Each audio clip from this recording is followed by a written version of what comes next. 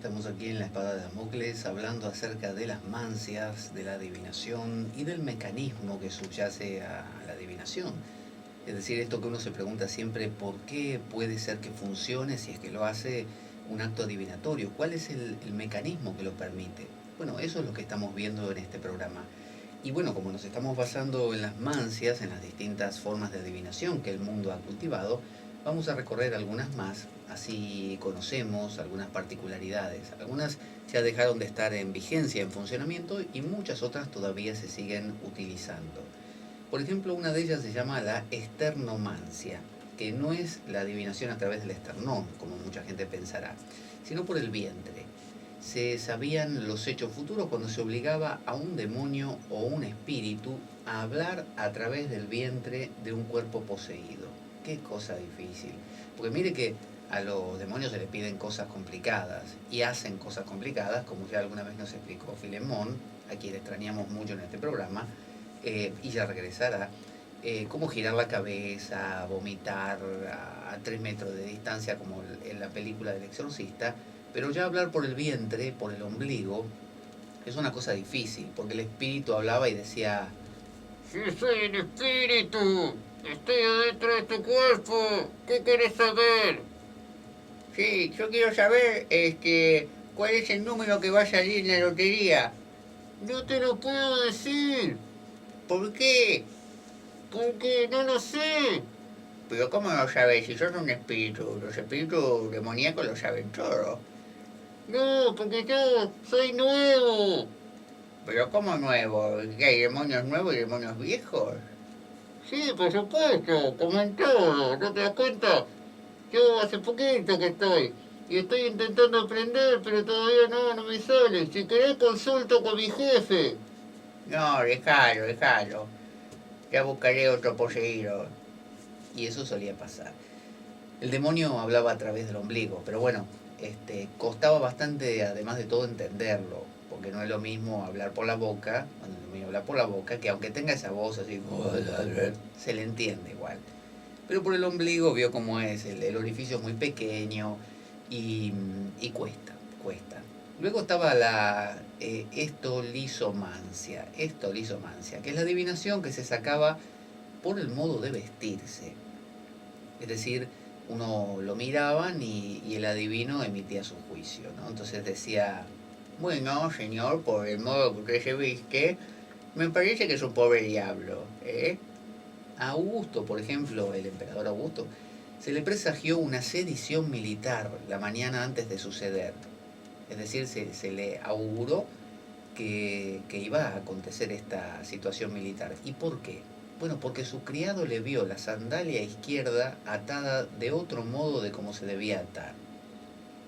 O sea que Augusto se había atado el zapato de otra manera, la sandalia, y de ahí su criado, el tipo lo miró y dijo para sus adentros: para mí que va a haber una sedición militar. Se lo voy a decir al señor Augusto. Señor Augusto. Sí, ¿qué pasa? A mí me parece que va a haber una sedición militar hoy, aquí en su tropa. ¿Ah, sí? ¿Y cómo lo sabe? Porque usted se ató el cordón de la sandalia de otra manera que se la ata siempre. ¿En serio? ¿Te parece que será por eso? Estoy seguro, porque yo estudié la... ¿Cómo se llamaba? La estolizomancia, señor. Bueno, bueno, lo voy a tener en cuenta. Muchas gracias, Roberto. De nada. Y bueno, parece que sucedió.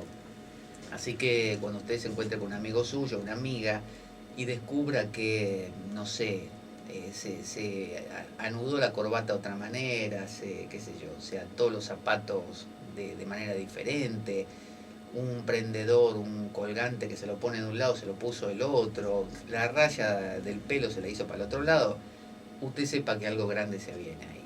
Y si usted se quiere lucir, se lo dice a su amigo o su amiga y queda muy bien. Luego está la estoiquemancia, que no es estoy quemándome o estoy que me quemo o estoy que ardo. Es la estoiquemancia, que es la adivinación que se practicaba abriendo los libros de Homero o de Virgilio, que eran autores clásicos, y sacando un oráculo del primer verso que se presentaba. Ese era muy parecido al de la Biblia. Luego estaba la filorodomancia.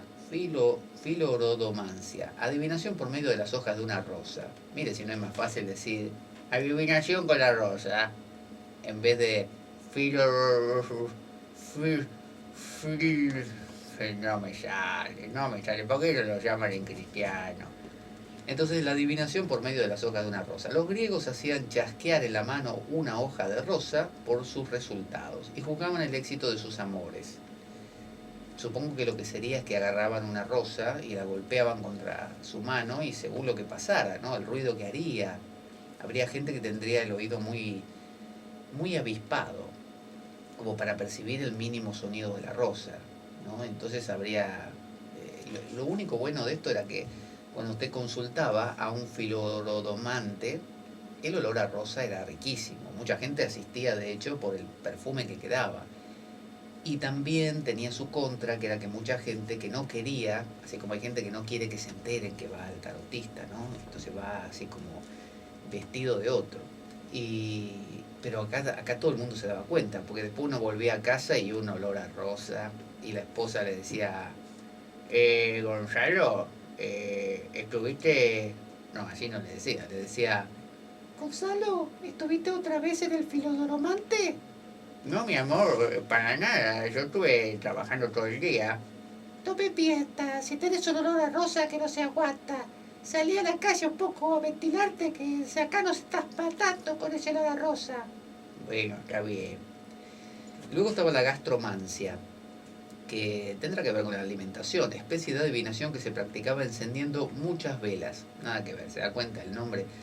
Que se ponían detrás de vasos con agua. El que pretendía valerse de esta adivinación hacía observar la superficie de los vasos a un niño o a una mujer joven que estuviese encinta, o sea, embarazada, los cuales daban las contestaciones según lo que creían observar dentro de los vasos por medio de la refracción de la luz. Otra especie de gastromancia era la que se practicaba por medio del adivino que contestaba sin mover los labios y se oía una voz aérea. Ah, esta tiene más sentido, la gastromancia, que viene de lo gástrico. Ahí sí, sería como el ventríloco, el que habla con el vientre. Entonces uno hacía una pregunta, decía, señor gastromante, yo lo que quiero saber es si mi esposa me ama o no. ¿Me ama mi esposa?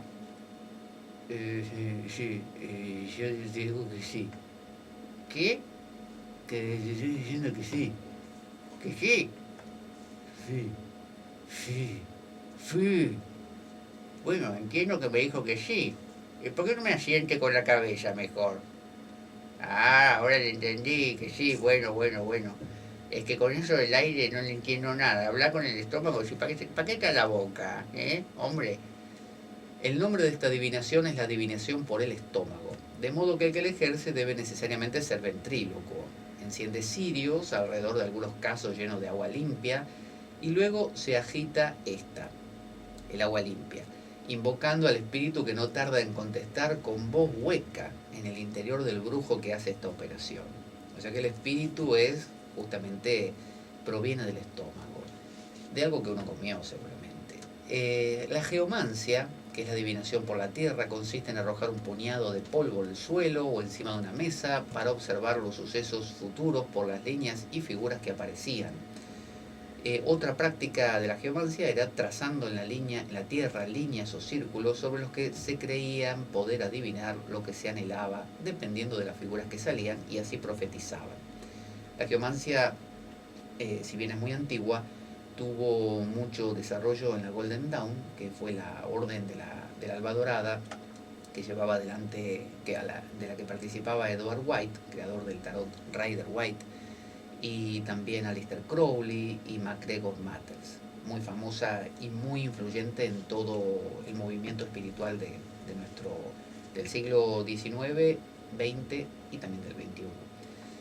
La geomancia es bueno, ya hablaremos alguna vez, muy interesante técnica y muy fácil de hacer, y muy parecida por su sistema binario al I Ching, a este libro chino de adivinación, que en lugar de usar hexagramas como el I Ching, o sea, figuras de 6 líneas, utiliza tetragramas, figuras de 4 líneas. También estaba la hipomancia, que no es la adivinación de cuando uno le da hipo, uno le da hipo y hace y adivina cosas. No. La adivinación la utilizaban los celtas, los cuales sacaban sus pronósticos de los relinchos y movimientos de unos caballos blancos, criados con todo esmero y veneración a expensas del pueblo. O sea que la gente cuidaba los caballos y venían los celtas, serían los druidas, y lo que hacían, dice, en unos bosques sagrados se alimentaban los caballos en el templo de los dioses y los hacían salir antes de declarar la guerra a sus enemigos. Cuando el caballo empezaba a andar con la pata derecha era favorable, cuando lo hacía con la pata izquierda era mal agüero y renunciaban a la batalla. O sea que si los celtas se habían preparado para atacar a los romanos, supóngase, y ya tenían todo listo, estaban todos con las armas pintado de azul, armado hasta los dientes. Y dice, ¡suelten los caballos! Y soltaban los caballos blancos. ¡Miren bien con qué pata sale! Y salía el caballo con la pata izquierda. ¡Nos volvemos a casa! ¡No atacamos nada a los romanos! ¡Será la próxima! ¡A comer! Y así. Hasta que un día el caballo salía con la pata derecha y bueno, había una masacre de romanos. Luego estaba la hidromancia, que era el arte de predecir el porvenir por medio del agua. Esta adivinación es debida a las personas, dice. Primera, cuando a consecuencia de las invocaciones u otras ceremonias mágicas aparece sobre el agua los nombres de algunas personas o cosas que deseaba conocer, escritos al revés. Mire usted, hay que saber leer al revés, porque así aparecían en el agua. Luego también la segunda forma, bueno, esta es muy larga, hay un montón como novena, un montón.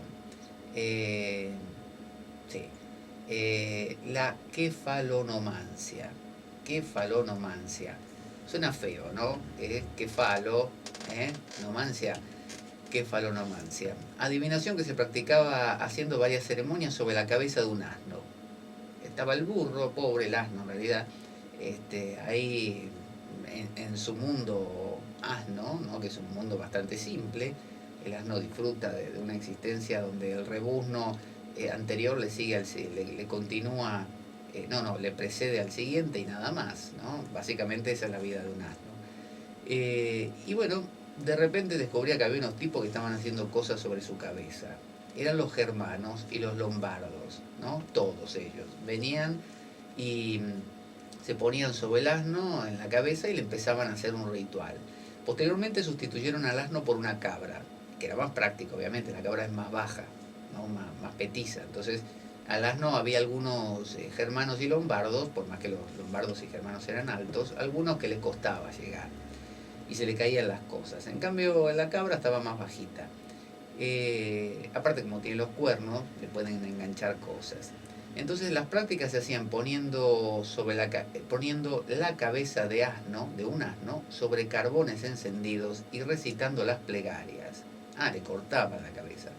Pronunciaban los nombres de aquellos de quienes sospechaban que habían cometido un delito y observando el momento en que las mandíbulas del animal se chocaban, el nombre pronunciado en aquel instante designaba al culpable. Claro, porque los nombres nórdicos suelen ser nombres así muy de consonante, ¿no? Como Dunk, o Kork, o Björk, o Gung, todos así. Entonces, donde el asno chasqueaba las mandíbulas, el sonido siempre pareciera, es como cuando cae una latita en el suelo y hace chin chun chan, suena a nombre chino siempre, ¿no es cierto?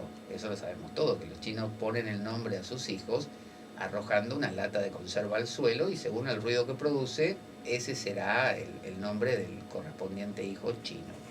De la misma manera, pasaba con este tipo de adivinación que solo le funcionaba a los lombardos y a los germanos.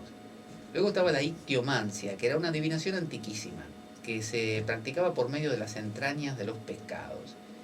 Refiere Plinio que en Mina y en Licia se tocaba una flauta con 3 intervalos para aproximar a los peces a la fuente de Apolo, llamada Sirius, esa fuente. Y añade que los peces nunca se aproximaban. O sea, el tipo sonaba 3 veces la flauta para que vengan los peces, pero los peces no venían. Pero los cuales sí comían inmediatamente la carne que se les echaban, pero si comían inmediatamente la carne que se les echaban, era un feliz agüero. Y si la rehusaban, lo contrario. O sea, el tipo se ponía y decía, voy a realizar la adivinación con la ictiomancia. Así que acá estoy con mi flauta, ahí voy. Y el tipo tocaba 3 veces. Los peces vendrán cuando yo toque esta flauta maravillosa. Y no venían nunca, los peces seguían en la suya. El pez es sordo, el pez no se entera de nada. Entonces, segundo método, plan B, le ponían un poco de cebo, le ponían algo de comida.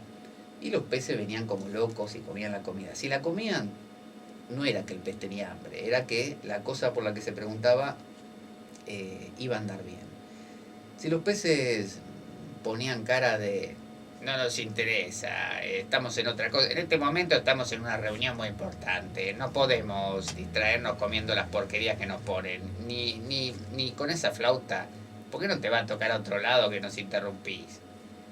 En esos casos era de mal agüero. La lampadomancia, que no es de la lámpara que uno tenga, la de Aladino o la lámpara de la mesa de noche, no. Es la lampadomancia, que es la adivinación por medio de la forma, color y oscilación de una lámpara. Mire, era de la lámpara al final.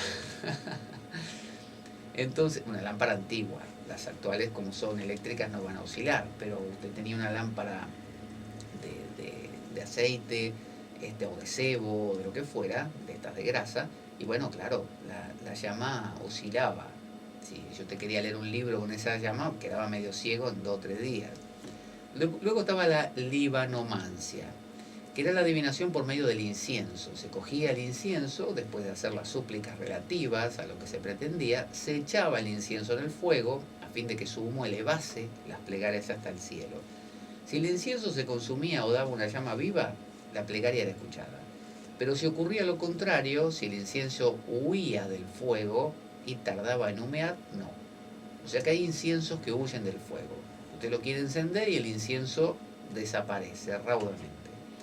Este oráculo servía para predecir todo, menos las cosas relativas al matrimonio y la muerte. Estaba la lignomancia también, que era la adivinación por medio de la llama de una lámpara. Cuando una chispa salta del pabilo, se espera una noticia venida de la parte hacia donde fue la chispa. Usted está en una casa antigua con unas velas, o está con su amada, por ejemplo, ¿no? Cenando en una romántica noche con velas, ¿no? Una cena a la luz de las velas. Y de repente usted le está diciendo, mi amor, que yo quiero confesarte algo que guardo en lo más profundo de mi corazón, y este momento es el más importante de mi vida, y lo que yo te quiero decir es que... Y en ese momento salta una chispa hacia la izquierda. Entonces el tipo se levanta y sale corriendo y dice, mi amor, espera un minuto, que tengo que ver hacia dónde fue la chispa esta. Alguien viene un tipo, viene alguien de esa dirección, vamos a verlo. Y se rompe todo el momento amoroso, obviamente. Luego está la lecanomancia, especie de adivinación que se hacía por unas piedras preciosas y unas láminas de oro y plata, en las cuales se habían grabado una serie de caracteres. Luego se ponían en el fondo de un vaso lleno de agua y se practicaban sobre él las supersticiones, dice. Luego estaba la margaritomancia. Uno pensará que es la adivinación con las hojas de una margarita, los pétalos de una margarita, ¿cierto?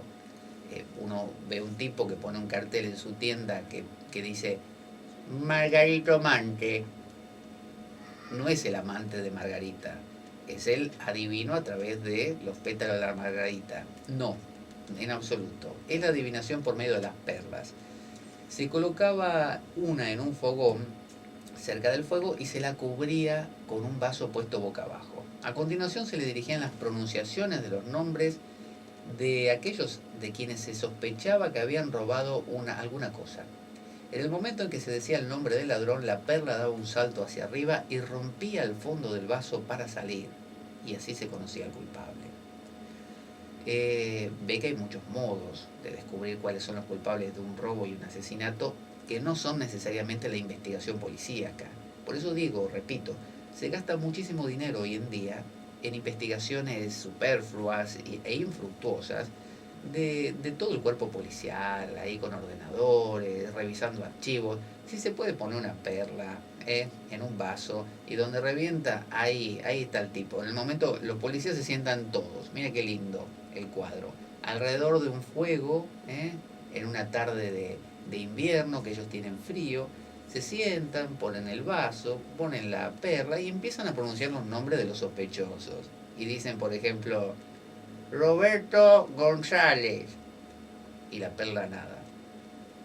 Juan Pérez, y nada. Gonzalo Verde, y revienta la perla.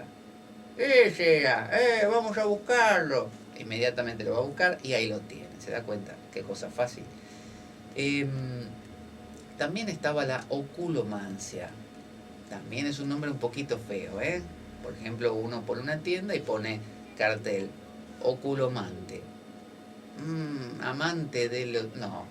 Entonces es la adivinación examinando el modo de volver los ojos con el objeto de descubrir un ladrón, después de hacer ciertas prácticas supersticiosas. No sé a qué se refiere. Luego está esta más interesante, la oenomancia, la adivinación por el vino. Se ha considerado su color, o bien bebiéndolo aclara, y ya observando sus más pequeñas circunstancias para predecir el futuro. Los persas, fíjese Omar Khayyam, sino que es toda una oda acerca del vino, los rubayats, que se lo recomiendo, fueron los que se me dedicaron más a esta adivinación. O sea, usted le hacen una pregunta, viene el consultante y le dice, sí, yo quisiera saber si voy a conseguir el trabajo ese que me prometieron. Bueno, aguardo un instante que voy a servirme una copita de vino. Y sirve el tipo, ¿no? Una copa abundante. A ver, déjeme ver la fragancia que tiene esto. A ver el sabor. Y se bebe como toda la copa, así de un trago sin respirar. Bueno, ¿qué le voy a decir, señor? El trabajo que usted va a conseguir, que si lo va a conseguir por demás. Le va a ir muy bien, ¿sabe lo que le estoy diciendo? Usted le va a ir perfecto. Se va a ser feliz, ese trabajo es genial. No sabe lo que le... Pero usted está seguro de lo que me está diciendo, yo lo veo un poquito borrachito a usted con el alcohol ese. En absoluto, a mí no me afecta esto. Bueno, así eran las sesiones de la oenomancia. No sé, la gente no se convencía del todo si la adivinación era correcta o no, porque lo veía completamente alcoholizado. Y ni le digo si usted era el consultante número 18 del día. Imagínense la 18ª copa de vino que se tomaba el oenomante, ¿no? El tipo estaba ya directamente revolcado por el suelo. Ya cuando usted abría la puerta, el tipo lo recibía diciéndole, sí, así, ¿cómo que va? ¿Tanto tiempo? Vení, sentate ahí. ¿Qué me querés decir? Así. Entonces, bueno, era una situación bastante dantesca. Por eso se hacían colas larguísimas, la gente se pasaba la noche entera frente a la casa del oenomante para intentar ser el primero, porque normalmente los vaticinios de la mañana, del primero de la mañana, eran mucho más efectivos que digamos, el de las 2 de la tarde. El de las 2 de la tarde ya era cualquier cosa. Y el último del día, directamente el oenomante se desmayaba. Y hasta el día siguiente no se despertaba. Creo que lo despertaba el primer consultante del día al tocar el timbre.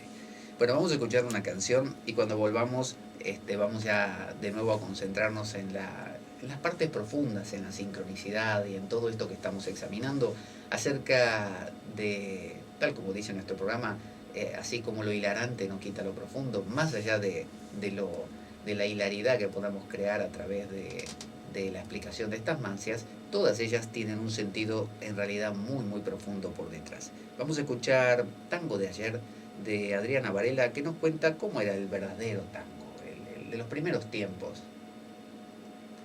Y ahí regresamos con más La espada de Damocles y mecanismos de adivinación.